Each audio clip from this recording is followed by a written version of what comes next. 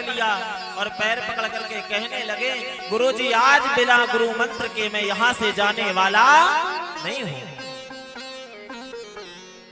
गुरुजी ने 3 बार समझाया, लेकिन वह मदारी छोड़ने के लिए पैर तैयार नहीं है। जब तैयार नहीं हुआ तो मैया देखो गुरुदेव को भारी क्रोध आया। गुरुदेव ने कहा, गुरुदेव के हाथों में कमंडल था। गुरुदेव ने कहा मारो कमंडल खोपड़िया फूट जाए। अब देखो मैया, जैसे ही मदारी को यह बात पता चली, मदारी ने सुन लिया। क्या सुना? मारो कमंडल खोपड़िया फूट जाए। मदारी ने हाथ जोड़ा, कहा जय हो गुरुदेव, यही वचनों के लिए तो मैं इंतजार कर रहा था। अब मदारी इसी मंत्र को, इसी क्रोध को गुरु मंत्र बना लिया। अब घर पहुंचा, घर पहुंच करके रोज उसका नियम एक ही होता। कौन सा? अगरबत्ती जलाता, दीपक जलाता, एक ही मंत्र बोलता, मारो कमंडल खोपड़िया फूट जाए। अब भोजन की थाली आती, भोजन की थाली में जब भोग लगाता तो एक ही मंत्र बोलता, मारो कमंडल खोपड़िया फूट जाए।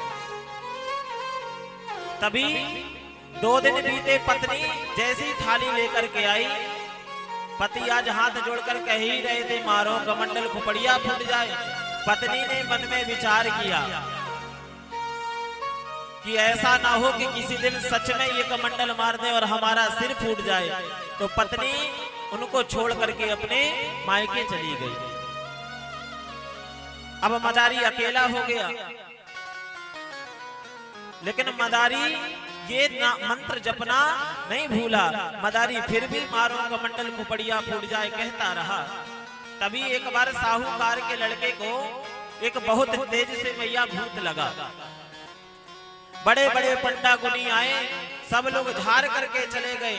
तभी यह मदारी आज साहूकार के घर में तेल लेने के लिए गया।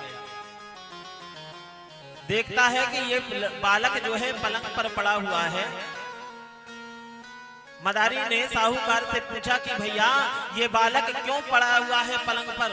मदारी ने कहा कि भैया तुम्हें पता नहीं, इतना बड़ा भूत लगा है कि दुनिया भर के पंडा आके चले गए, लेकिन ठीक होने का नाम नहीं ले रहा।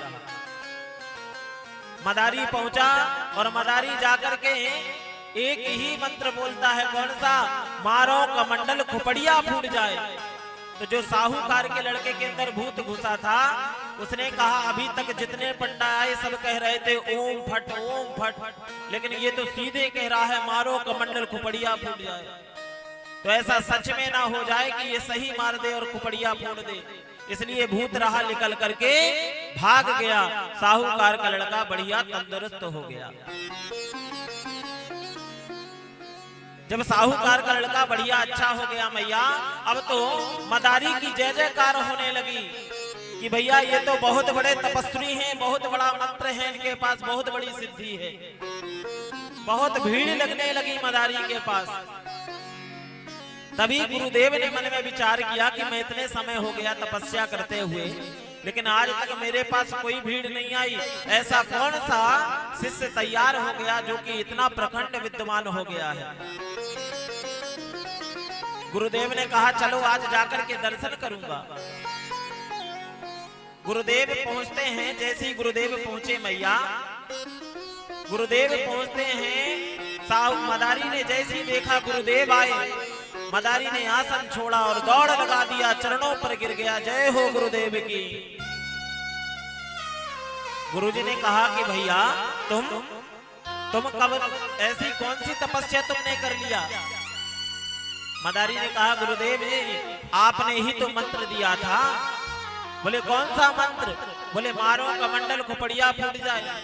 गुरुदेव ने कहा रे बाप रे, वो तो मेरे अंदर क्रोध आ गया था, इसलिए तुझे गुस्से पर ये बोल दिया था, ये कोई मंत्र नहीं था। मदारी ने कहा प्रभु मुझे यही मंत्र में विश्वास हो गया था, इसलिए मैं इसी का जप कर रहा था।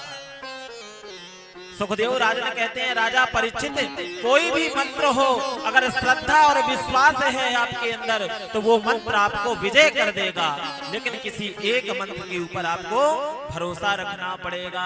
चाहे राम हो, चाहे कृष्ण हो, चाहे राधे हो, कोई एक मंत्र पकड़ लो। ये नहीं कि संकट आए तो राम कहो और सुख आ जाए तो राधे में चले गए। ऐसे करते करते ना तो हम राम जी के हो पाए ना हनुमान जी के हो पाए, हम भी अदल बदल करने वाले हो जाते हैं। इसलिए मैया ईश्वर एक जीव अविनाशी, ईश्वर कितना है? एक है, परमात्मा एक है।